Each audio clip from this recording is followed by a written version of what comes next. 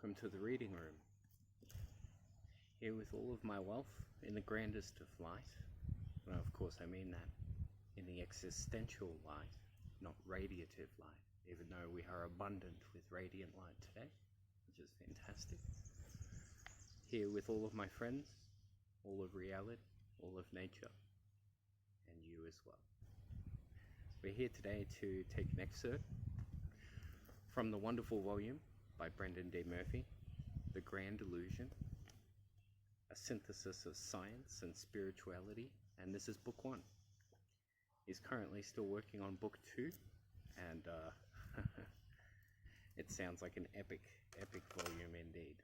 However, I wanted to touch on a couple of things today, just a few pages, starting off on the BioPlasma, or the Magma body. Magma. Okay? So Victor Schauberger, 1885 to 1958, an Austrian independent physicist and inventor, had proposed that as molecules in nature condense, they cooled and gave off energy in the form of heat, accomplished by a spiraling motion towards the center of a vortex that he called implosion. Schauberger speculated that by deliberately compressing matter via a spiral vorticular motion, it might reach such a state that particles in atoms become unglued and transform into a new form of energy. What Schauberger was proposing was a form of cool plasma, brought about by vorticular motion or spin. He supplemented this idea with all manner of study of natural examples of these types of spirals, which incorporate the golden section and Fibonacci sequence, thus linking plasma with torsion. Schauberger was, in his own way, talking about cold plasmas and cold fusion, concepts well in advance of any physics of his day, conventional or otherwise, hence why the Nazis were so interested in his work. According to J. Alfred's plasma theory, the subtle bodies described in the general metaphysical literature, particularly the yoga and New Age literature, are dark plasma bodies. Dark because normal vision doesn't detect them. They have signature features associated with plasma, and these include networks of filamentary currents, known as nadis or meridians in the metaphysical literature, helical currents, or kundalini, aligned with the spine, which resemble the helical pinches and snakes often found in plasma. Alfred explains in Our Visible Bodies that the meridians are magnetic lines of force frozen into the etheric body, and that the currents flowing through them are scientifically identifiable as the Birkeland currents of plasma cosmology. Plasma vortices, or chakras, caused by the helical movement of particles entering the bioplasma body, as per Schauberger's implosion motion in cold plasmas.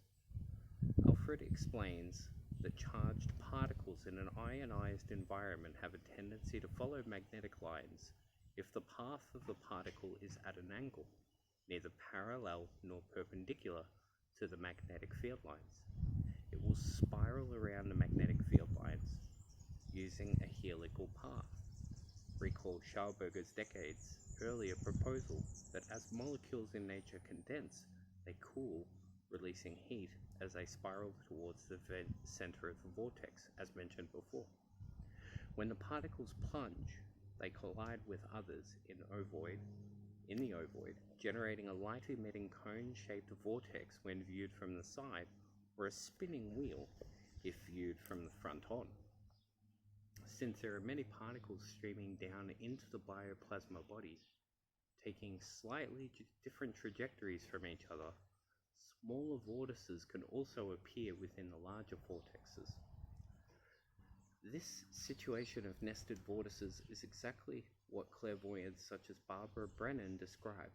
Each chakra is actually 7 nested, one in the other, for each of our energy body fields, the etheric, the emotional, mental, astral, etc. Jets or beams of collimated light that issue out from these vortices evidence of plasma discharge, similar to what issues out of a plasma gun.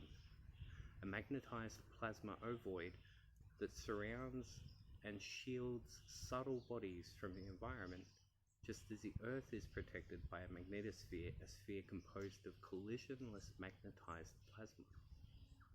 A plasma Langmuir sheath, known as an auric sheath or auric shell in the metaphysical literature, which encloses the ovoid.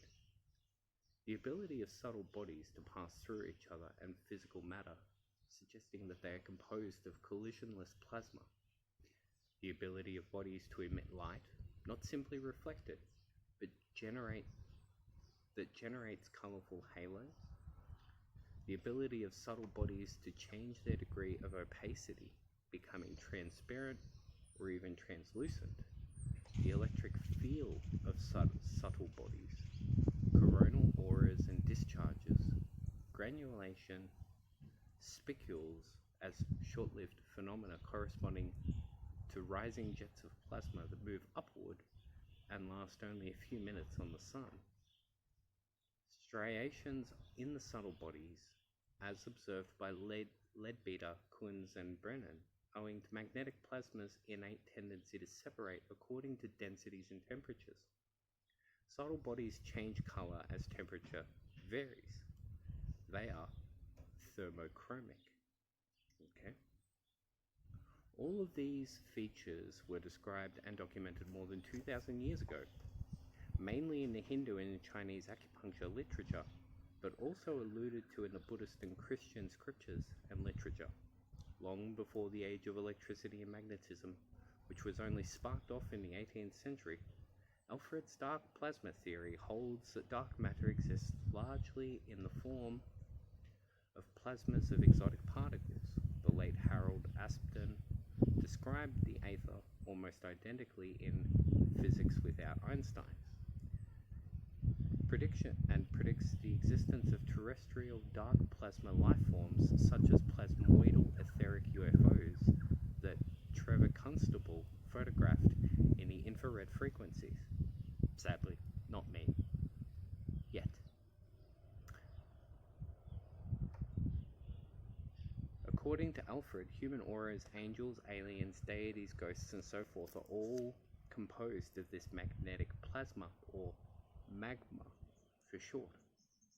Magma naturally gives rise to the structures of vortices, chakras for instance, and filaments, such as acupuncture meridians, and can be self-luminous, that is, generating its own light. Crucially, plasma can give rise to electromagnetic field and radiation, and is affected by electrical and magnetic fields, as we will further see. The human energy field creates measurable electromagnetic effects and can also be influenced by EM fields, electromagnetic fields. According to Alfred, the aura that is radiated by the human energy field and other non-physical life forms can be seen to be composed of ordinary light when the observer uses ordinary sight and dark light when using dark sight, as in functional clairvoyance. Plasma is generally collisionless and has extremely low particulate density with inter-ion distances, typically a whopping 100,000 times those of liquids and solids, due to the component ions possessing the same charge and thereby repelling each other. In standard physics, plasmas are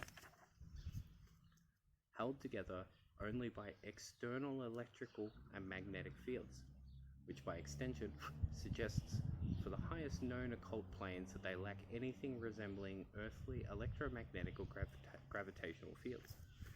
However, Alfred theorizes that during certain events when particle densities increase, some dark matter particles in the aura collide with subatomic particles of ordinary matter. They recoil, generating ordinary plasma, and thus light and heat and electricity, which comprises the ordinary physical aura that some people see. The natural staple shape of dark matter, and therefore magma, tends to be ovoid or spherical, much as the primary natural formations of etheric energies are spherical in the Authour model. In fact, Alfred has, in our invisible bodies, convincingly recoiled many of the most fundamental and curious aspects of metaphysics with plasma dynamics. Many of the most detailed and confounding observations of clairvoyants like Barbara Brennan and Charles Leadbeater can really only be seriously grasped in terms of their behavior of plasma, the last form of matter to be discovered, and paradoxically, the most abundant. The irony is supreme. The light of higher dimensional plasma is what mystics and clairvoyants have been talking about all along with their own vernaculars. The significance of this cannot be overstated. It took the development of string theory, plasma physics, and torsion physics through the 20th and 21st centuries for science to have a framework, or several, to really begin grasping many of the reports of occult phenomena by clairvoyants and occultists. Mystics and occultists were not, and are not, backwards. Their perceptual faculties, were actually so far ahead of science that they may as well have been from another universe. Like Alfred, Chris Humphrey has argued that the mind is made of dark matter. Dark matter is the overall structure of chakras, nadis, meridians, and auric fields. The aura both emits and absorbs the probabilistic quantum de Broglie waves, he explains, which also account for the mind-brain interaction. In our terminology, this roughly equates to the mind being a torsion plasma field or series of fields. It is interesting that psychical research provides the first evidence of both dark matter, and for string theory, he writes, not interestingly so much as a paradigm shift, perhaps. And why are we interested in that? For this part here. The biofield spins. Another name for the human energy field is the biofield, the most fundamental feature of which appears to be torsion and spin. In 1978, researcher Burrell Payne discovered a simple device that he calls the biofield meter, which can detect a measure of force around the body which he thought may be what Mesmer called animal magnetism. This shows up as spin or rotational force on a frame that is suspended over a person's head. The frame has been made of common materials, wood, plastic, or metal, and in a variety of shapes. It is suspended by a nylon filament, i.e. a fishing line. When a person sits under a hanging frame of any shape, it will rotate a few degrees. In general, the more magnets, the more movement, but biofield meters still rotate even when there are no magnets on them, showing the spin torsion field to be more than just magnetic, more fundamental in fact. Over 1,000 observations have been made, Payne explains. Devices placed in bottles or glass cases are induced to move by the presence of hands at the side of the case. No shielding of the operator makes any difference except for soft iron wrapped around the bottle, which apparently eliminates the effect. Recall that the spin properties of certain metals, including aluminum, can shield torsion fields. The effects have been shown not to be due to heat, air currents, or breath. Devices in bottles have been observed to move at distances of up to 12 feet from the observer during times of large magnetic storms, which is why it's important to pay attention to the solar weather. It affects life. According to Payne, this energy field is over 100 million times the size of the body's magnetic field, and is present all around all types of biological matter.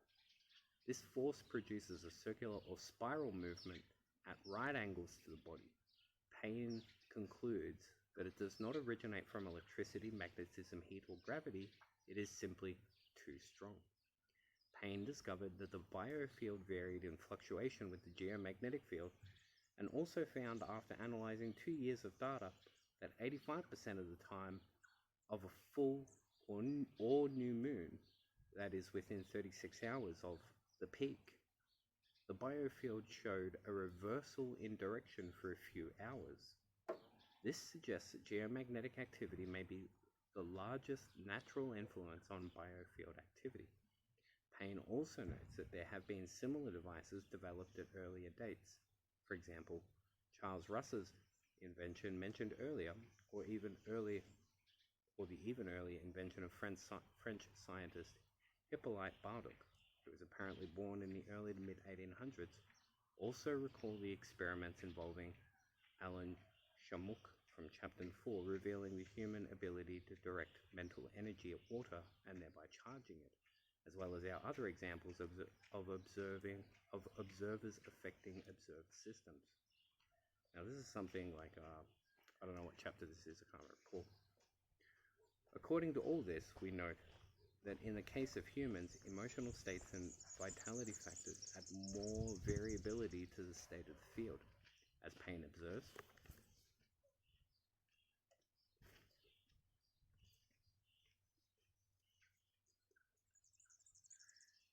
In terms of the aura described by physics over the years, a major theme of their collective discourse has been that emotional states produce significant effects within the auric field, and other aura imaging techniques have proved that physical vitality determines to some extent the appearance of the energy field, as we will see further. Further compelling observations have been made by clairvoyants and occultists regarding whirling motions in the energy field and chakras.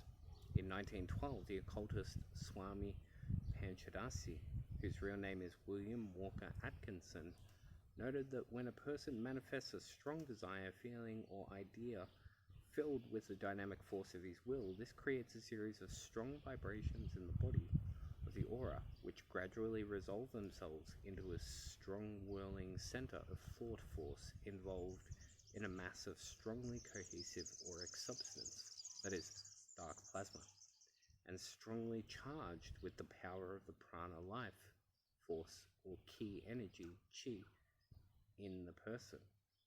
Thus we see once more the link between rotational force leading to a vortex or vortices and the human mind. Recall Ramacharaka's comments on a thought literally being a vortex in the mental body. Variability of the biofield. The first visual images of the aura are usually credited to Dr. Walter Kilner in 1911. Kilner used various screens and dyes to capture images of the aura. Another method he used was to have the viewer stare into a bright light through a strong alcoholic mixture and then to look at the subject. This method unfortunately proved to be detrimental to the sight of the viewer. He perfected his dye technique and the Kilner screen and was able to capture images of the field surrounding the body. In addition, Kilner appears to have been the first Western scientist to call this energy field aura. He had described seeing a glowing mist enveloping the body in 3 separate zones. A quarter of an inch dark layer closest to the skin, surrounded by a more vaporous layer an inch wide streaming perpendicular from the body, and somewhat further out a delicate exterior luminosity with indefinite contours about 6 inches across. The aura varied considerably from person to person depending upon factors such as age, gender, mental abilities, physical health, and based on the way that diseases showed up as patches and irregularities in the aura. Kilner developed a diagnostic system on the basis of color, texture, volume, and general appearance of the field. Thus, he was able to diagnose a range of disease states, including tumors and different psychological disturbances. The Kilner screen had consisted of 2 hermetically sealed pieces of glass containing an alcohol solution of dicyanine, a coal tar. Dicyanine affected the viewer's retinal rods, allowing the person to see shorter wavelengths than normal and thereby apparently perceive radiation in the ultraviolet range, i.e. a magic window. After peering through the screen, one shifted one's gaze to the human body and could then perceive the energy field. Kilner noted what clairvoyants have attested to, that subjects could change their own aura through mental concentration, supporting the notion that the subtle magma bodies are in fact centers of consciousness. Kilner carried out a few experiments that demonstrated not only that rays could be projected by an effort of will from various parts of the body, but also that the color of the ray and part of the aura could be varied by an effort of will. Arthur Powell offered that a careful study of Kilner's results agreed with clairvoyant observations with considerable accuracy. Kilner's etheric double was that identified by clairvoyance. The striations of Dr. Kilner's inner aura are clearly the same as the health aura. That which Dr. Kilner describes as the outer aura would appear to consist of etheric particles from which the prana has been withdrawn and other etheric matter discharged from the body. It is also noteworthy that Kilner found that two people's etheric bodies could interact with each other, flowing together, forming rays of what Alfred identified as spicules, jets of plasma or charged particles. Kilner therefore preempted Valerie Hunt's much later quantitative and indirect discovery of what she would dub field transaction. Cambridge scientist Oscar Bagnall resuscitated and continued Kilner's nearly forgotten work, concluding that the aura lay mainly within the ultraviolet range of the spectrum. This is an interesting finding, considering that this is the frequency range in which NASA has recorded UFOs with cameras in low Earth orbit. Meanwhile, at the opposite end of the spectrum, Trevor Constable has captured UFOs in the infrared spectrum. So just above our sight range, just below our sight range, are life forms living, breathing, and carrying out their existence. Who exactly are they? What exactly are they doing? Probably having a tea party of some kind. Well, thank you for joining me in the Wealthy Warlock's reading room today. I hope you've enjoyed this lovely weather out here today and had a good bit of a giggle at my stumbles and slips while reading to you today. Thank you very much. Peace be with you. No, I highly recommend getting hold of The Grand Illusion by Brendan D. Murphy. It's available on his website. I'll add a link in the thing below so I can give credit out where it's due. Of course, he's done an amazing amount of work. As you can see, this is not light reading. This is heavy, heavy, heavy. And I don't just mean weight. I mean quality of information and words that are used. Not for the faint of heart. But if you're looking for substance in a world of confusion and chaos, that's a good place to start, right there. So with that, please like, subscribe, share my videos. Be sure to follow me along on Facebook and all the other bits and pieces. And stay as magnificently extravagant as you can. Because the secret of the whole concept of reality is what we call this biofield body, and that is you. You are your biofield body. So when you are more you than more of what is expected of you by those around you, then you are radiating that light in a larger degree, and thus bringing your light and power to the universe to contribute to this beautiful dance that we all call the creation of life. Thank you very much.